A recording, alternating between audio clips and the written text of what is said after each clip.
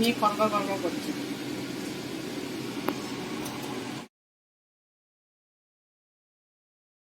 বন্ধুরা, কাম্মাস কিচেনে তরফ থেকে সকলকে জানাই অনেক অনেক স্বাগত। আজকে সামনে নিয়ে এসেছি আর একটা নতুন রেসিপি। আজকে বানাবো ভেজিটেবল চপ। ভেজিটেবল চপের জন্য সব থেকে যেটা দরকার হচ্ছে এই গাজর আর বিট। আমি তার জন্য বিট গাজর নিয়ে নিয়েছি, আর নিয়ে নিয়েছি দুটো মিডিয়াম সাইজের আলু কেটে নিয়েছি। এটা আমি সেদ্ধ করে নেব। আর বিট গাজরটা আমি কেটে নিচ্ছি, তারপর দেখাবো যে আমি কেমন কুড়িয়ে নেব। এটা আমি কুড়িয়ে করবো, কুড়িয়ে করলে তাতে এটা সেদ্ধ হয়ে যাবে। আর নিয়েছি আদা, কাঁচা লঙ্কা। আমি এই ভেজিটেবল চপটা পুরো নিরামিষ পদ্ধতিতে বানাবো, কোনো পেঁয়াজ রসুন দেবো না। কেউ যদি মনে করেন যে পেঁয়াজ রসুন দিয়ে করবেন, সেটাও করতে পারেন, কিন্তু আমি এটা পুরো নিরামিষ করব। আবার একটা ভাজা মশলাও দেবো এর মধ্যে, সেই জন্য আমার ভিডিওটা প্রথম থেকে শেষ পর্যন্ত পুরোটাই আপনাদের দেখতে হবে, তাহলে বুঝতে পারবেন আমি কি কি চপটার মধ্যে দিচ্ছি বা দেব। তাহলে চলুন, আমি প্রথমে বিট গাজরটা ছাড়িয়ে নিচ্ছি।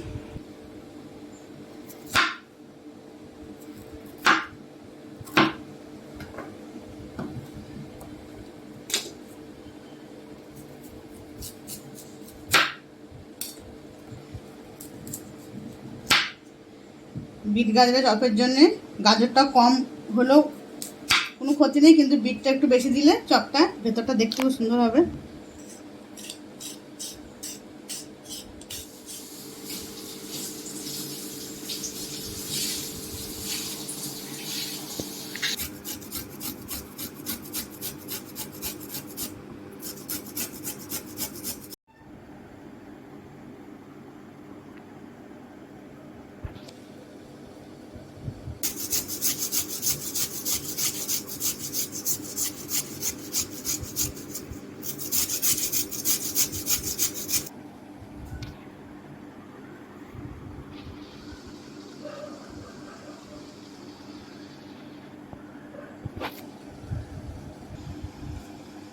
একে একে বিট গাজর কুড়ে নিয়েছি।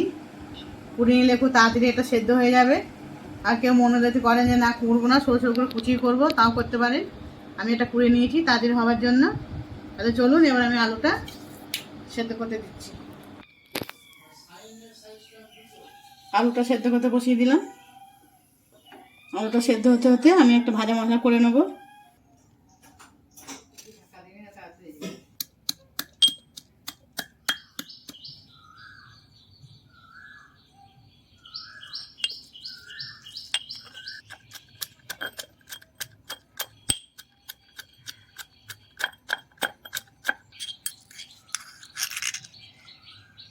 কাঁচা লঙ্কা থেঁতো হয়ে গেছে, আদাও থেঁতো হয়ে গেছে। চপে একটু থেঁতো করে দিলে ভালো লাগে, আদা কাঁচা লঙ্কা বাটার থেকে টেস্ট হয় বেশি।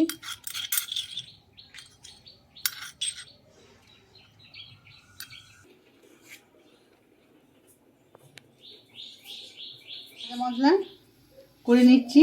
ভাজা মশলার জন্য কী কী নিয়েছি আপনাদের বলে দিচ্ছি। 3টে শুকনো লঙ্কা, গোটা গরম মশলা, গোটা ধনে, গোটা মৌরি, গোটা জিরে।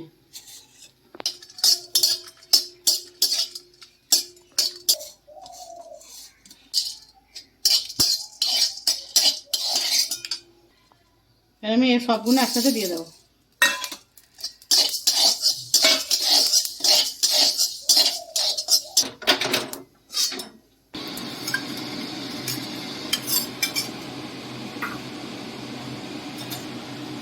কড়াইতে দিয়ে দিলাম সর্ষের তেল, কারণ আমি এবার ভেজে নেব বাদাম।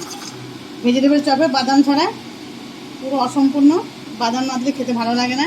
এই চপ খাবার সময় মুখে পড়বে, খেতে ভালো লাগবে। বাদামটা আমি এবার তেলে ভেজে নিচ্ছি।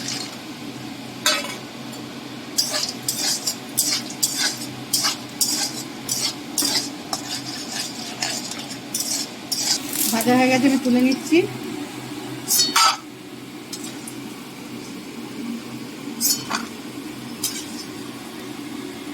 বাদাম ভাজা তেল মধ্যে আমি দিয়ে দিচ্ছি প্রথমে আদা,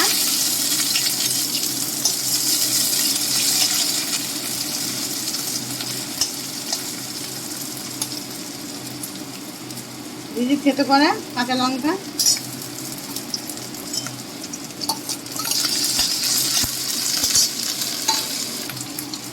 ভালো করে ভেজে নিয়েছি আদা কাঁচা লঙ্কা। এবার দিয়ে দিচ্ছি পুড়ে রাখা বিট আর গাজর।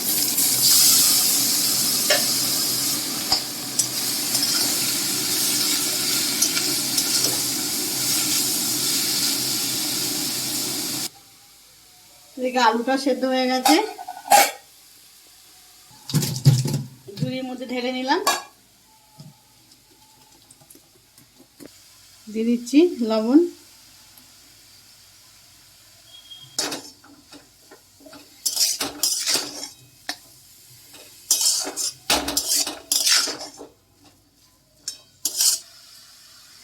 দিয়ে দিচ্ছি হলুদ, নুন দিয়েছি, এমনি জল ছেড়ে দিয়েছে, এই জলই সেদ্ধ হয়ে যাবে, আমি কোনো এক্সট্রা জল দেবো না। আমি এটা ঢাকা দিয়ে দেবো, আরও একটু মশলা দেবো, গুঁড়ো মশলা, তারপর এটা আমি চাপা দিয়ে রাখবো। দিয়ে দিচ্ছি অল্প জিরে গুঁড়ো, দিয়ে দিচ্ছি ধনে গুঁড়ো, একদম অল্প দেবেন ধনে গুঁড়ো জিরে গুঁড়ো। দিয়ে দিচ্ছি চিনি, মিষ্টিটা একটু বেশি দেবো, কারণ ভেজিটেবল চপ একটু মিষ্টি মিষ্টি ভালো লাগে, ঝাল ঝাল মিষ্টি মিষ্টি, নুনটা একটু কম দিয়ে দিচ্ছি। এবার ঢাকা, ফিরে আসছি 5 মিনিট পর। ফিরে এলাম 5 মিনিট পর, দেখুন কিছু নরম হয়ে গেছে।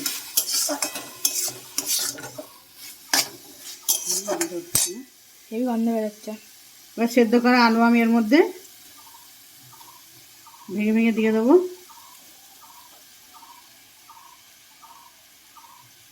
আলুগুলো বেশ একটু ইয়ে থাকলে ভালো লাগে, গোটা গোটা, তাই না বলো?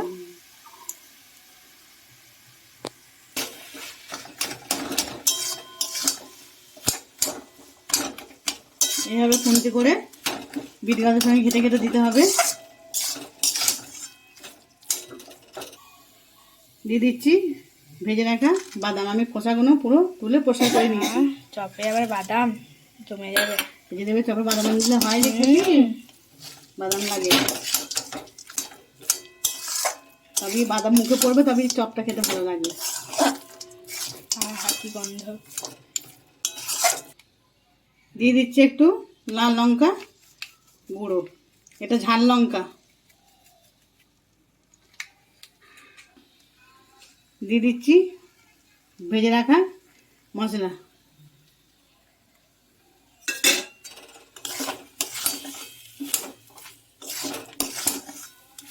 যত মশলাটা সুন্দর হবে চপ খেতে তত সুন্দর হবে। এই মশলাটা ভালো করে করবেন। আমার এই রেসিপিটা দেখে বানিয়ে খাবেন, আশা করি খারাপ লাগবে না, ভালোই লাগবে। আর ভিডিওটা প্রথম থেকে শেষ পর্যন্ত দেখা অনুরোধ রইলো। তাহলে আমি তো ভিডিও প্রথমে আপনাদের সব দেখাইনি কি কি দেবো, কিন্তু পরে পরে সব অ্যাড করেছি। মশলাটা পুরো একদম শুকনো করে নিতে হবে, এরকম একটু জল জল থাকলে হবে না। আমি যে আলুগুলো দিলাম, কোনো আলুগুলো কোনো চিহ্ন দিলি, পুরো গলে গেছে একদম, পুরো বাদামে ভর্তি। চপের মশলাটা খুব সুন্দর টেস্ট হয়েছে, চপটাও খেতে আরও সুন্দর হবে।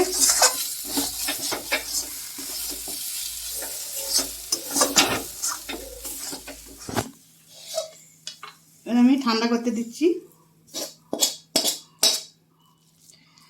চপের মশলা পুরো একদম ঠান্ডা হতে হবে, নাহলে পরে ব্যাটারটা একদম ধরবে না। একটু ঠান্ডা হোক। দোকানের থেকেও সুন্দর হয়েছে মশলাটা।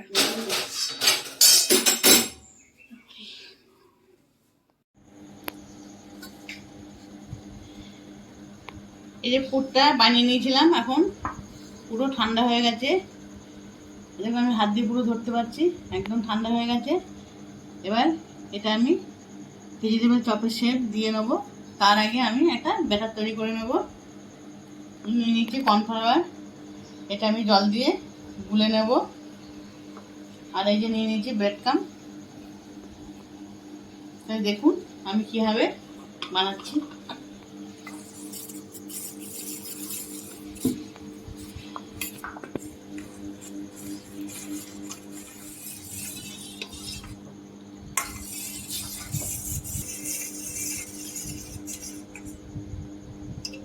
এই যে যে আমি এতটা পাতলা করে নিয়েছি, শুধু ব্রেড ক্রাম্বটা গায়ে লাগবার জন্যে।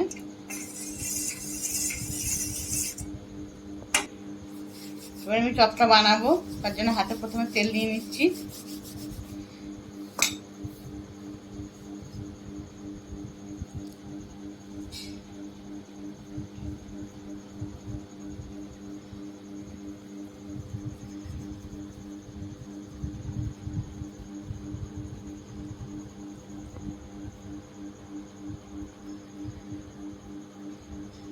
খুব বড় করবো না, খুব ছোটও করবো না,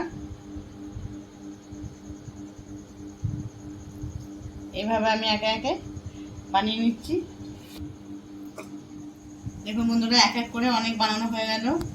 আগে সব বানিয়ে নিচ্ছি, তারপর ব্রেড ক্রাম্বের মধ্যে দিয়ে আবার রেডি করব। এবার আমি এক এক করে তৈরি করে নিচ্ছি।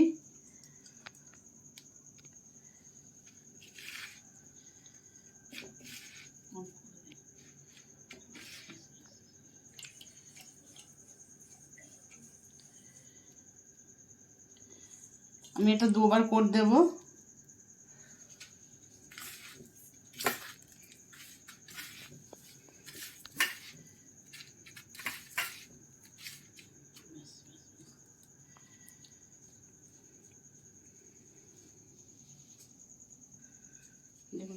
একে একে সব বানানো হয়ে গেছে। এবার আমি ভাজবার জন্য বসিয়ে দিচ্ছি কড়াইয়ে তেল।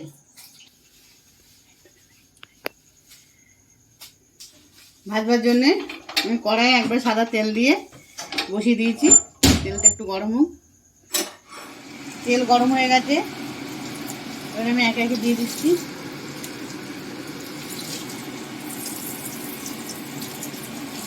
তেলটা গরম করে আমি গ্যাসটা কমিয়ে দেবো, তাহলে ওপরটা হয়ে যাবে, ভেতরটা হতে চাইবে না। একদম আস্তে আস্তে ভাজতে হবে।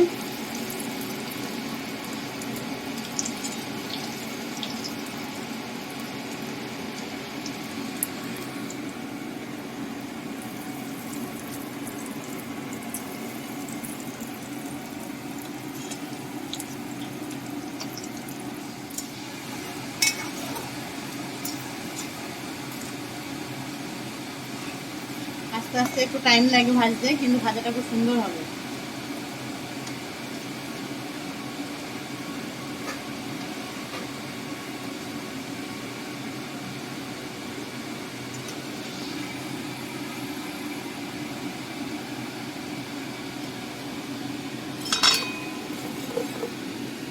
এমনি কড়কড় কড়কড় করছে।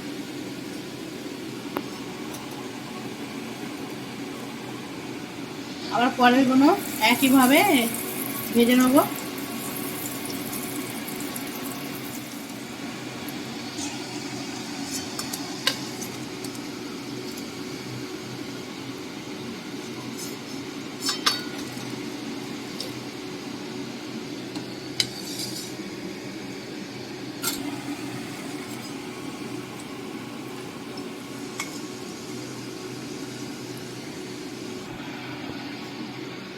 এক এক করে সব ভাজা হয়ে গেল।